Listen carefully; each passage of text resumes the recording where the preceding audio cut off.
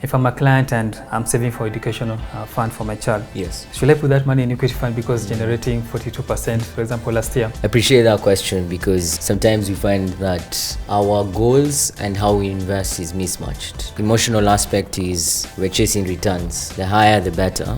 But if you're not looking at all-rounded aspect of what do you want to achieve, then you might find yourself chasing a return that will not satisfy the objective that you required. So let's use that example of a parent who wants to educate their child. So for us, Nabo Capital, we do our main pillar is goal-based investing. What that means is we're not only looking at subscribing you to a fund or subscribing you to certain investments, be it bonds, equities, etc. But we're saying, okay, your goal is educating your child. How long do you want to educate them for? Say, for example, you want to do that for the next 15 years. And how much do you anticipate you require to pay school fees over those 15-year periods? So we're able to take you through that journey, and it's what Moses and his team does quite well. And they're able to determine, okay, for you, for example, to fund these specific fees, you need a certain amount of money to start with. For this client, you need a low to moderate risk. Why low to moderate? You can't go on the high risk side because, as you've said, and I think the common theme is no free lunch. And so if you're taking high risk, there's potential that